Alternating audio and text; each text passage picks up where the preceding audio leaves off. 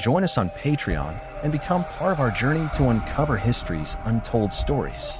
Your support helps us create in-depth content, bring hidden narratives to life, and keep history alive for everyone. The history of Black natives in the United States is a deeply complex and often overlooked chapter in the broader story of Indigenous and African American struggles. The intersection of African ancestry and Native American heritage has existed for centuries, shaped by shared experiences of colonial oppression, enslavement, displacement, and systemic erasure. However, despite their deep historical roots, Black natives have continuously faced legal and political obstacles in their quest for federal recognition as sovereign indigenous nations. This denial of recognition has not only stripped them of rights and resources, but has also contributed to the erasure of their rich and vibrant cultures. The struggle for federal recognition is emblematic of broader historical injustices that marginalized groups have faced in the United States, driven by racialized policies, economic interests, and political maneuvering.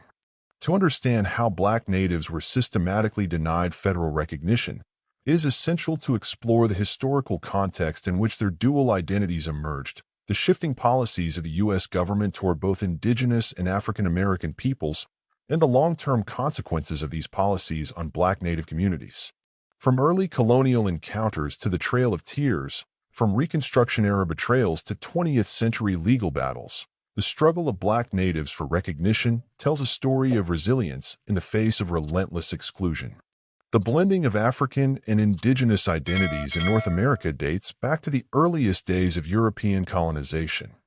Africans first arrived in what is now the United States as early as the 16th century, sometimes alongside Spanish explorers and traders. Some of these early Africans integrated into indigenous societies, particularly as they escaped Spanish and later English enslavement.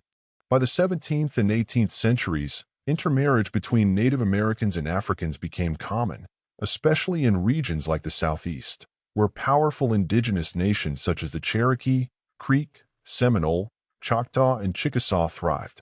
During the 18th and 19th centuries, some Native American tribes, particularly those in the Southeast, practiced slavery, owning African-descended people as chattel. However, the relationships between Black people and Native nations varied significantly from tribe to tribe. Some indigenous societies adopted African-descended people into their communities, treating them as equals, while others maintained a racial hierarchy influenced by European ideologies of white supremacy. The Seminole Nation of Florida became particularly notable for its relationship with African-descended people. Escaped slaves, known as Black Seminoles, found refuge among the Seminole people and formed close alliances. They lived alongside their native allies, adopted aspects of their culture, and fought alongside them in wars against American expansion.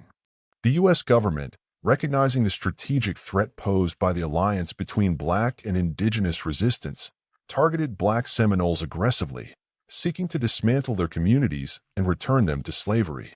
The forced removal of indigenous nations from their ancestral lands during the 1830s, known as the Trail of Tears, profoundly impacted Black natives. As the federal government relocated the Cherokee, Creek, Seminole, Choctaw, and Chickasaw to Indian Territory, present-day Oklahoma, Black natives were forcibly displaced as well. The suffering and loss experienced during this brutal migration deepened the bond between Black and Native communities. However, the racial ideologies of the time also reinforced divisions. While some indigenous nations integrated Black members fully, others, influenced by American racial hierarchies, sought to exclude them or maintain them in positions of servitude. After the Civil War, the federal government imposed new treaties on the 5 civilized tribes, Cherokee, Creek, Seminole, Choctaw, and Chickasaw, requiring them to abolish slavery and grant tribal citizenship to formerly enslaved people, known as freedmen. While this was a step toward racial inclusion, it also laid the foundation for later disputes over who could claim indigenous identity and rights. The late 19th century saw a dramatic shift in U.S. policy toward Native Americans with the passage of the Dawes Act in 1887. The act sought to break up communal indigenous landholdings and force Native people into an individual land ownership system modeled after European American agricultural practices. This was done under the guise of civilizing Native Americans, but had the real effect of dispossessing them of their lands. The Dawes Commission was tasked with creating tribal rolls to determine who was eligible for land allotments. This process became a crucial moment in the history of Black natives, as many were deliberately excluded from these rolls. Tribal leaders, under pressure from the U.S. government and often influenced by anti-Black sentiment, challenged the inclusion of Black tribal members, arguing that freedmen were not real natives.